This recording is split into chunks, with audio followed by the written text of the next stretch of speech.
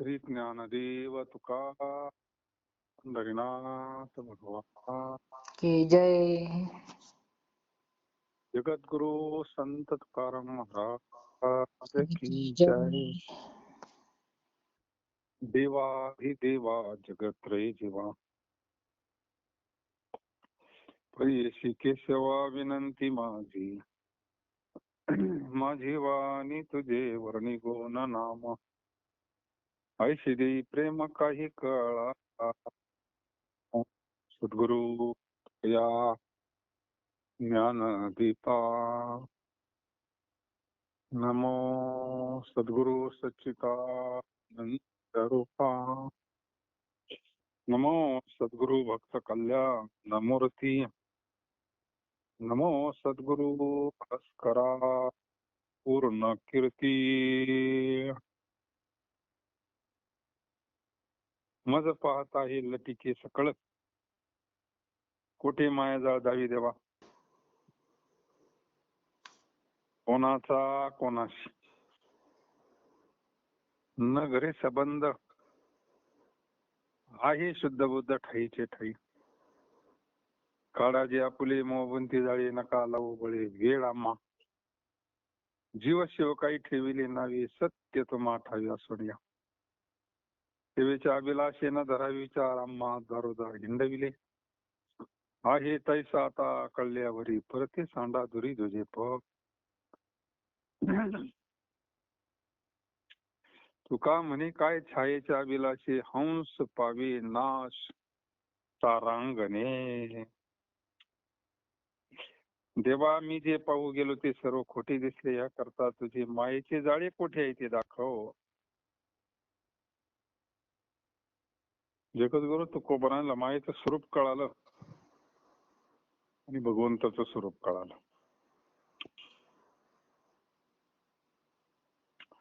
या प्रवृत्तीमध्ये कोणाचा कोणाची तत्वता संबंध नसून जागच्या जागी एक शुद्ध बुद्ध स्वरूप आहे. जे स्वरूप आहे हे शुद्ध आहे. वर्णन केलं जय जय वशुद्धी उदारे प्रसिद्ध. साधूचं स्वरूप श्रीगुरूंचं स्वरूप कसं आहे. आपलं स्वरूप सच्चिदानंद स्वरूप आहे आपलं. माया म्हणला का मग आलंच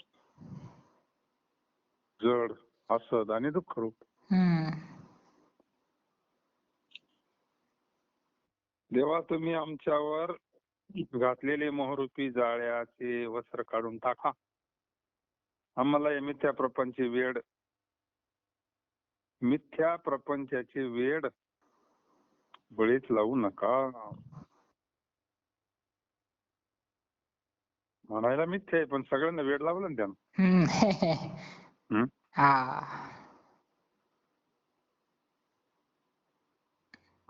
अहो देवा वास्तविक असणारी भेदशून्य स्थिती तुम्हाला ठाऊक असताना एक जीव एक शिव अशी नावे का ठेवलीत.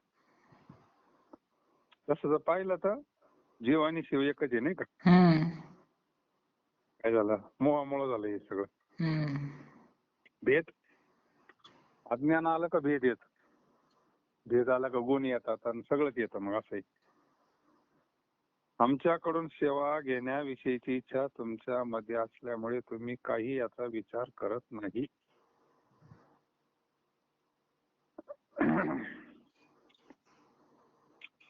खूप बरं आहे. देवाला म्हणतात तो आम्हाला जन्म मरणाच्या दारात फिरायला लावलं. दारोदार हिंडायला लावलं. हिंडावंच लागत ना मग. कुत्र्याच्या जन्माला गेला या दारातून त्या दारात त्या दारातून त्या दारात. मांजराचं असं कशाचं का असं ना हिंडावंच लागत आहे. आता माणसाचं आहे तरी हिंडावं लागत आहे. बाकीचं काय नाही. आता जी स्थिती खरोखर आहे ती कळल्यानंतर जे काही मिथ्या द्वैत भाव धरला आहे तो पलीकडे दूर टाका. तुकाराम महाराज म्हणतात थोड्या त्याच्या उदकात पडलेल्या ताऱ्याच्या आवासाच्या ठिकाणी मोत्याचा मोह पाहून त्याच्या अभिलाषाने हुंसा चोच फुटून स्फुरत जातो. शेवट एक दृष्टांत दिला मग. पाण्यामध्ये ताऱ्याचा प्रकाश पडतो, मग हंसाला असं वाटतं मोती, म्हणजे त्याला सुद्धा मोह होतो. त्या अभिलाषाना तोच खडकर फुटून त्याचा नाश होतो ना, जीवाचा झालाय. मायाच्या पाठीमागं लागला, त्याला वाटतं याचे सुख असं त्याचे सुख असं, तो त्याच्यातच मरवतो ना मग.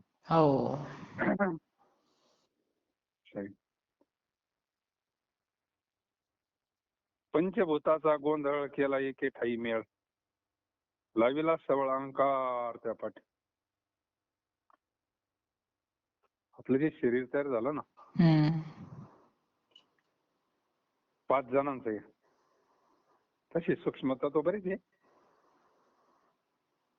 पण मेन पृथ्वी आप तेज वायू आकाश, पंचभूतांचा गोंधळ म्हणतोय आपण. म्हणतो ना पंचमहाभूत.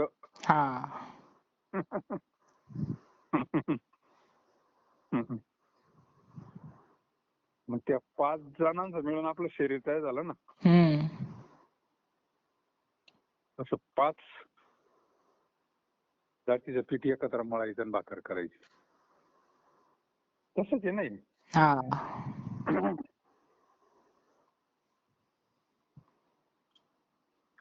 5 प्रकारचं धान्य एकत्र करून त्याची जर भाकर केली, तसं 5 तत्व एकत्र केले, पंचमहाभूत भिन्न भिन्न एके ठिकाणी मिळून देह तयार झाला आपला. त्या देवाच्या मायेने तो देह मी आहे पाहत. माया माया म्हणजे काय? देह मी हीच माया नाही का? किती सोपं करून सांगितलंय, पण पुढे देवाला कळत नाही का?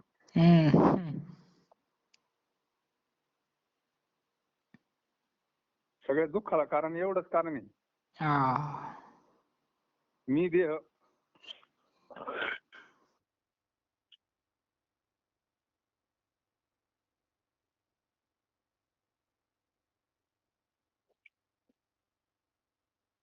अहंकार कोणता? मी देह अहंकार. मायेने तो देह मी आहे, म्हणजे स्वरूपाचं ज्ञान नाही ना, बाकी सगळे स्वरूपाचं ज्ञान नाही ना. तो देह मी आहे अशा प्रकारचा दृढ अहंकार जीवात्म्याच्या मागे लागला. किती देहाचं तादात्म्य घेतलंय आपण. आता हे नाव सुद्धा ठेवलेलं आहे ना आपल्याला. झोपेत जरी एखाद्यानं म्हणलं सकाराम, तो म्हणतो हो, नाही का? त्याच नाव आहे ना ते, देहाला ठेवलेलं. नाव उपजल्या बाळाची ज्ञानेश्वरी देत ओवी आहे ना. उपजल्या बाळकाशी नाव देत ओ देत उठी. ओ देत उठी. तसं मूळ नाव नसतं त्याला. नाव नाही, गाव नाही, रंग नाही, रूप नाही, काहीच नाही. पण ते उपजल्या बाळकाशी नाव ठेवलं का ते सुद्धा लगेच पळत येतं नाही का? किती नाव अशी ताजात मी पत्रिकेत नावच नाही म्हणले, काल जायचं.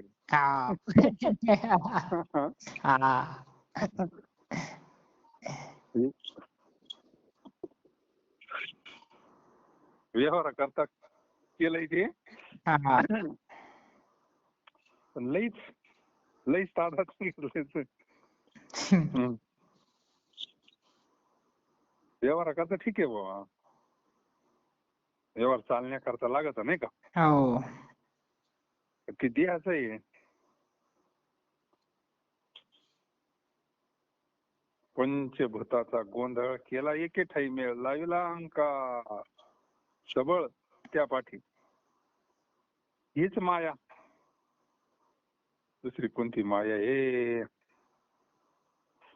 देहाशी अर्थार्थी जीवात्म्याचा काही संबंध नसून पहा, आता लोकांना असं वाटतं कोबराने काय एवढा लय अनुग्रहाचा विषय सांगितला नाही, आता हे काय सांगितले मग?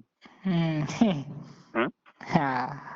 देहाशी अर्थार्थी जीवात्म्याचा काही संबंध नसून हा देह मी आणि देहासंबंधी माझे हे ओझे हा जीवात्मा काय म्हणून वागवतो?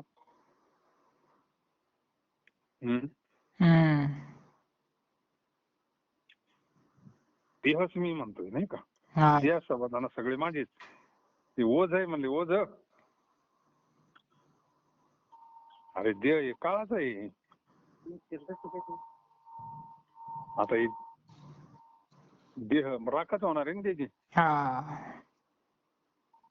मग आपला आहे तर मग जुना कोण होतो?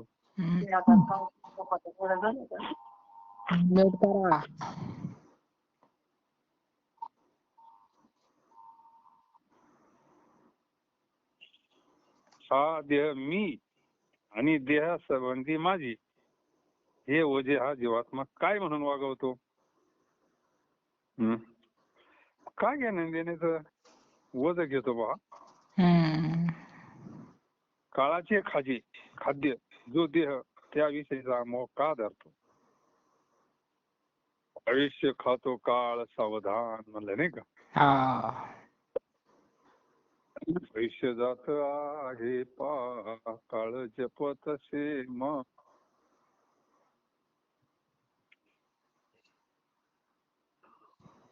एवढं ज्ञान महत्वाचं आहे फक्त. एवढं जर ज्ञान झालं तर गेलं ना सगळं दुःखच गेलं ना. यालाच आत्मज्ञान म्हणतात. तेवढंच नाही ना जीवाकडे, बाकी सगळे कला तर किती आहे तपासणी नाही का? त्याला असं वाटतं कला म्हणजेच परमार्थ आहे काय? काही कला म्हणजे काय? अलंकार आहे ते. मीठ किती लागत जेवणाला थोडंच तसे असते ते. कला कशा लागत आहेत? मीठ जास्तही झालेलं चालत नाही. चालत नाही प्रमाणात. कसं का होतं त्याचं? मग तसं देहाशी अर्थी जीवात्म्याचा काही संबंध नाही. जीवात्मा स्वतंत्र आहे ना, तो शरीर किती काय बदलवले त्यानं. आतापर्यंत किती आई बाप बदलवले त्यांना. मागच्या जन्मातले नाते सगळे बदलले ना. काय संबंध आहे देहाशी? हा देह मी आणि देहासंबंधी माझे ओझे हा जीवात्म्याचा काय म्हणून वागवतो? काळाचे खाजे जो देह त्याविषयीचा मोह का धरतो? हा मोह घालवण्याकरता तर देवाला सांगावं लागली ना गीता. मोह काही साधा आहे का तो? ही आदी पुरुषाची माया अर्जुनाला रडायला लावलं म्हणे. अर्जुन काय साधा आहे का? जेने संग्रामी हरुजिन दिला, निवास कवचाचा टाहो पडला, तो अर्जुन म्हणजे लागला रडायला तिथे. मोय कवळ्या क्षणा माझी. क्षणात. हे काय मायाचे ना. मोह म्हणजे लोभ म्हणजे मायाची मुलं आहे. एक एक जर असे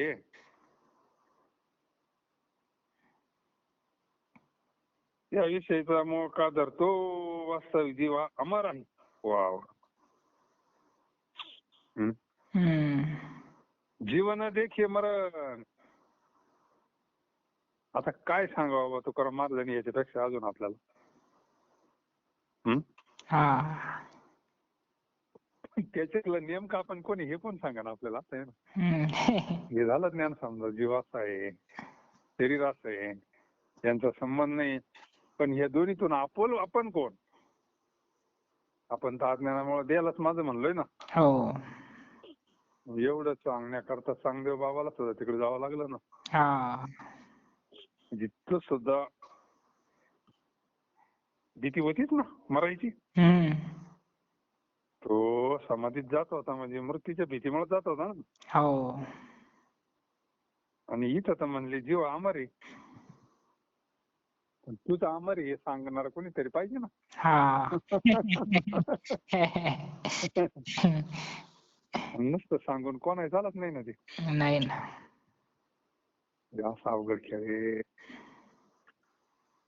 परंपरेनं आल्याला महावाक्यांना जोडून द्यावं लागतं ना ते. हम्म. मग म्हणले गुरुपुत्र झालो मुक्ताबाईचा. हा. म्हणजे असं आहे.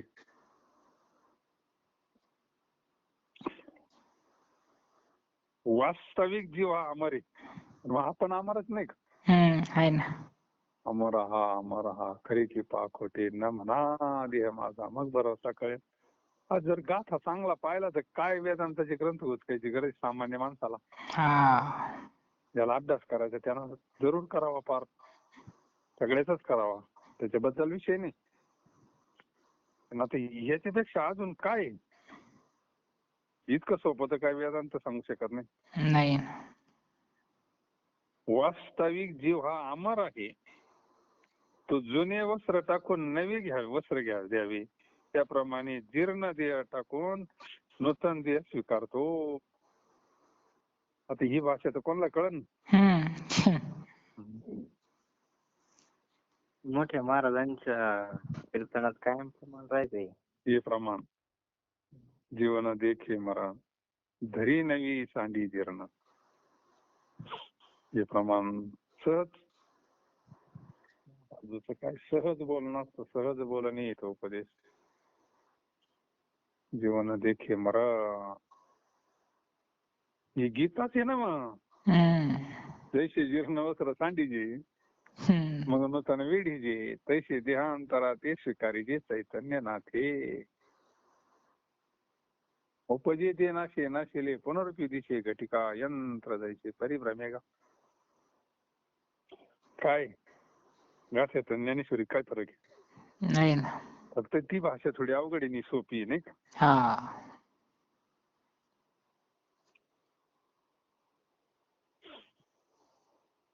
वास्तविक जीव अमर आहे. तो जुने वस्त्र टाकून नवे वस्त्र घ्यावे, त्याप्रमाणे जीर्ण देह टाकून नूतन देह स्वीकारतो. कारण पूर्वजन्मामध्ये केलेल्या शुभाशुभ कर्माचा भोग घेण्याकरता. का केले कर्म झाले त्याचे भोग आले. मागचं कर्म आहे ना. हा.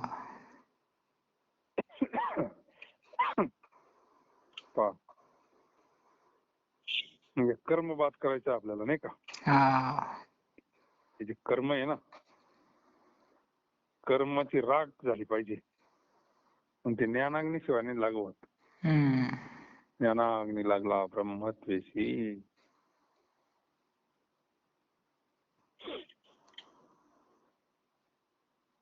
म्हणजे त्याला वास्तव स्वरूपाचं ज्ञान झालं पाहिजे ना, त्याचं मागचं जळायला पाहिजे. जळायला पाहिजे ना प्रारब्ध. मागील या जन्मा मुक्त झालो माऊली म्हणतात.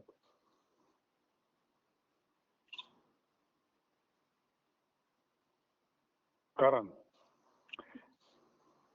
पूर्वजन्मामध्ये केलेल्या शुभ कर्माचा भोग घेण्याकरता. कसं असू द्या कर्म, शुभ असलं त्याचं फल चांगलं नाही का, अशुभ असलं त्याचं फल पाप. ती भोगावंच लागेल ना. तो भोग घेण्याकरता शरीर बदलितोय.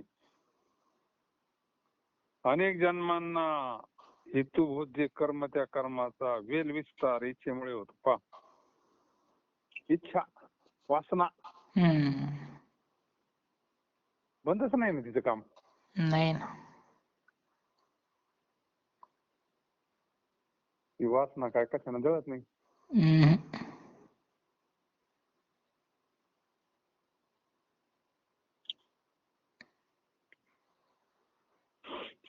परमार्थाची कळली तर परमार्थ फार सोपा आहे. बाबा म्हणायची रीत सांगणारा भेटला पाहिजे कोणतरी.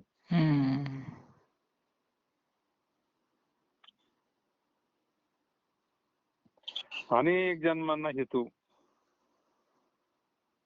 कर्माचा वेल विस्तार इच्छेमुळे होतो. इच्छा म्हणून इच्छा मुरळीस पाहू नका पडाला नरकाद्वारी. ही मुरळी बरं का. हम्म. इच्छा. जन्म घेणे लागे वासनेच्या संग. हम्म. इच्छा म्हणा, वासना म्हणा.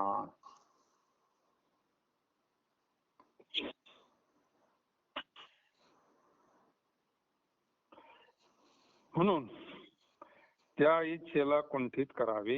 हा बोल सत्य, हे साधन सत्य. वासना कुंठित झाली पाहिजे. म्हणजे बीज भाजून केलेलं या जन्म मरणे परिवर्तन करतात. ते संत काय करतात? परिवर्तन करतात वासनेचं, नाही का. हम्म. मग तीच तांदूळची लाई झाल्यावर उतरत नाही ना. नाही ना. तीच वासना हरिरूप झाल्यावर उतरत नाही ना. नाही ना. असं आहे. मग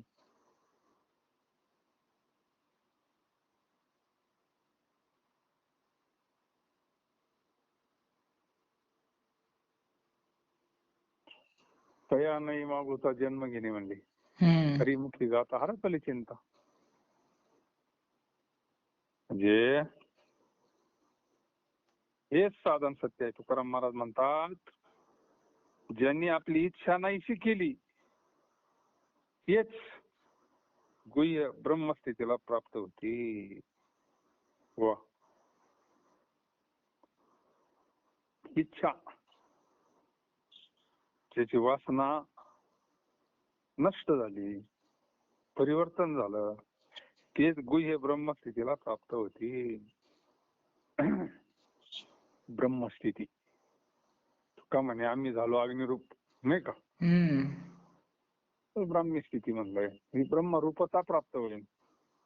ब्रह्मस्वरूप झाला तो. जीवन नसून तो आता काय झाला? शिव झालो.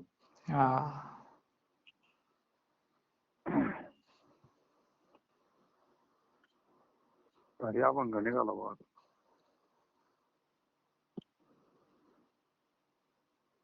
पंचभूताचा गोंधळ केला एक. आता एवढं जरी आपल्याला कळालं बुद्धीला,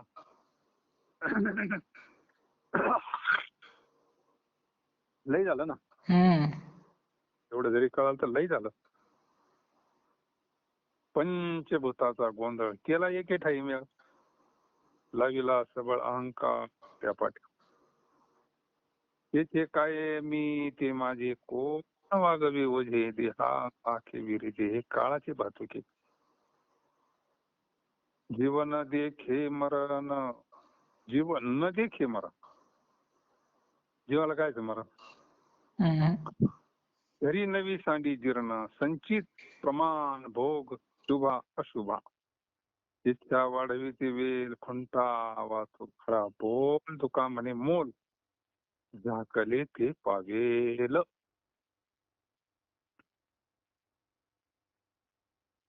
पुसावेशी वाटे,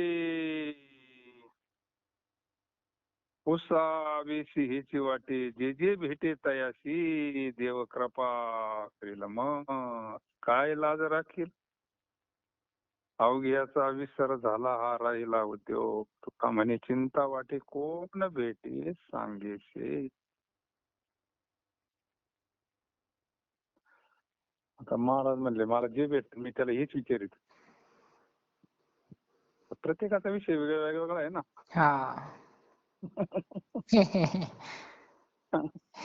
एकच सगळं थोडंच विचारित असतात, नाही का. पण काय विचारीन ज्याचा आवडीचा विषय तो विचारीन. संसारातला काय असतं ते. पण तुकाराम महाराज म्हणले जे जे कोणी मला भेटतील त्यांना हेच विचारावसे वाटते. देव माझं वर कृपा करून माझी लाज रक्षण करील काय. महाराज म्हणते मी कोणाला एवढंच विचारीन का देव माझं रक्षण करीन का. देव माझ्यावर कृपा करीन का. तुकाराम महाराज जिजाबाईला म्हणले देव पाहावया करी व सायास.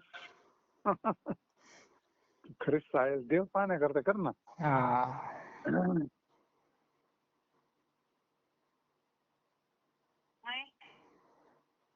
देव माझ्यावर कृपा करून माझी लज्जा रक्षण करील काय. मला सर्व विषयाचा विसर होऊन हाच उद्योग राहिला आहे.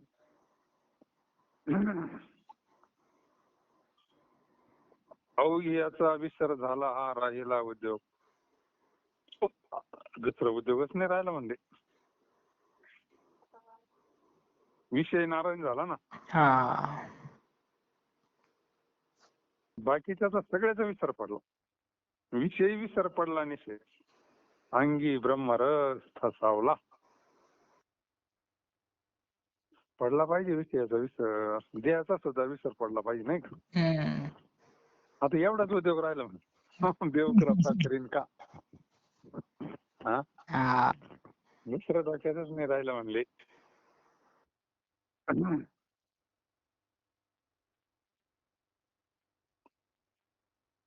तुकाराम महाराज म्हणतात माझ्या प्रश्नाचे उत्तर देणारे मला कोण भेटतील याविषयी मी चिंता करीत आहे. आता याचं उत्तर देणारे संत सोडून कोण भेटायचं नाही. बाकी कोणाला घेणं आहे त्याचं नाही का. जगतामध्ये शास्त्र सांगत पण शास्त्राची भाषा कळत नाही.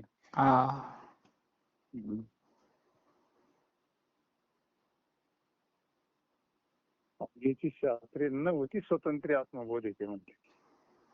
शास्त्र गुरुवाक्या वाचून शास्त्र हाती नशिवे. जयाचे वक्तृवाही गुरुनामाचे मंत्र. गुरुवाक्या वाचून शास्त्र हाती नशिवे. आता तर कळन का नाही. गुरुवाक्य म्हणजे हे अनुग्रह.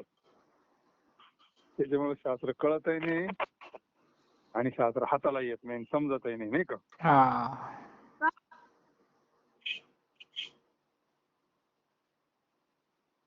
म्हणून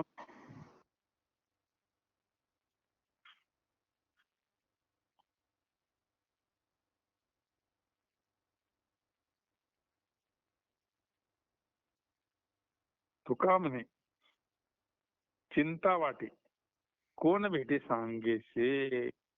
मला एवढी चिंता आहे का आता मला कोण सांगन बुवा. देव भेटन का मला. देव कृपा करीन का बुवा.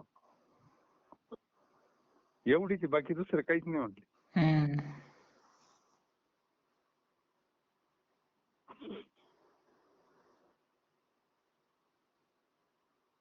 जाळा तुम्ही माझी जाणते मी पण येणे माझा खून मांडीला. खादले पे पचे तरी ते हित उकलियात हित पिंड पिढी तरी भले भोगे जोडिले ते धन पडल्या खाणे जीवनाशी. तुका म्हणे माझं तारी गावीत ठाला नेनताची भला दास तुझा. देवा जाणतेपणाचा अभिमान मला घात करीत आहे म्हणून तुम्ही जाळावा. उलटाची संतांचं सगळं आपल्याला जाणता म्हणलं मग बरं वाटतं. लय तुमचा अभ्यास आहे बा. म्हणजे दगड घाला त्याच्यावर. जाणून येणं ते कधी माझे म्हणा. इकडे तर मग काय ज्ञानेश्वरी पाठी म्हणले काय जातोय जाणताय भाऊ लय हुशारी नाही का. मग त्याला लय बरं वाटतं नाही का. तुला गुटगुले होते मग. तुकाराम महाराज म्हणतात जाणतेपणाचा अभिमान माझा घात करतोय म्हणून तो जाळा तो अभिमान. जो पदार्थ सेवन करतो त्याचे पचन होण्यास हित आहे पण तो पदार्थ जर पचला नाही तर वांती होईल. दृष्टांत किती भारी. व चांगल्या देहास मात्र पीडा होईल. तशी ज्ञानाभिमानाच्या योगाने परमार्थापासून होणारा लाभ न होता हानी मात्र होईल.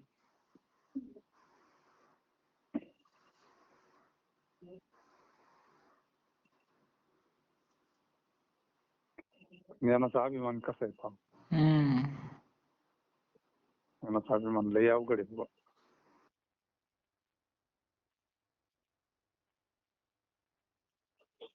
जसं एखादी पदार्थ खाला आणि पचला नाही तर मग काय सगळं बाहेरच फेकायचं ना, हो. तसंच आहे ज्ञानाचा अभिमान. लाभ तर काही होणार नाही, मग एवढं ज्ञान मिळून काय उपयोग झाला. हा. गर्वामध्ये झाली सर्व हानी. हम्म. दश ग्रंथ षडशास्त्र पुराणी चारी वेद मुखोद्गत वाणी. आता हे पाठ केल्याशिवाय झालं का एवढं. हम्म.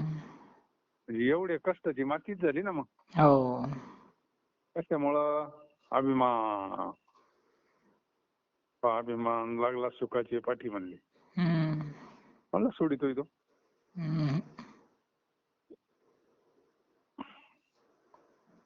तसे ज्ञानाभिमानाच्या योगाने परमार्थापासून होणारा लाभ न होता हानी मात्र होईल. मिळवलेल्या धनाचा उपयोग घेतला तर चांगले, नाहीतर दरोडा पडून उपजीविकेचे साधन धन नाहीसे होईल. नुसते गठोडे बांधून पुरून काय होईल नाही का. हम्म. लयच अवघड आहे तर.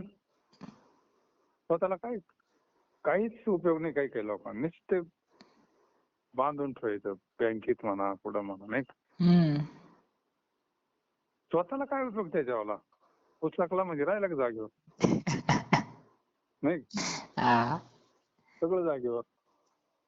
येतं काही नाही आता. नाही ना. याला कारण सुद्धा मोहचे. वाटत आहे कळत आहे सगळं. सांगा ते कवडी नेली नाही म्हणजे नाही का. हम्म.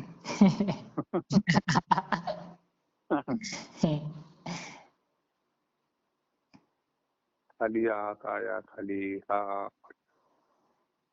मग हा येतोपर्यंत संपत्तीचा काहीतरी उपयोग घेतला पाहिजे ना. हम्म. नाही तर मग काय दरोडा पडला की गेलं सगळं. हम्म. तुकाराम महाराज म्हणतात देवा तुमचा मी अज्ञानी दास भलाय म्हणून मला तुम्ही तारा. तो बरा भूमिका घेतात. ते काय अज्ञानी नाही काहीच नाही का. हम्म. पण एक आपली भूमिका आहे ती. हा. आपल्या करता आहे ती. म्हणून लईच वर्माचं बोलतात महात्मे. भारी भारी दृष्टांत आपल्या व्यवहारातले देऊन आपल्याला अभिमान नकोय. अभिमान गेला आणि तुका म्हणे देव झाला. हम्म.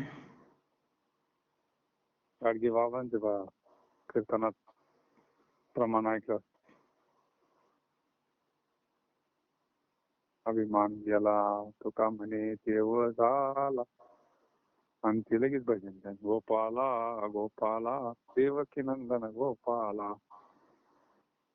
अभिमान गेला का देव होतो म्हणे. हा. सोपी भाषा संतांची. हा. म्हणून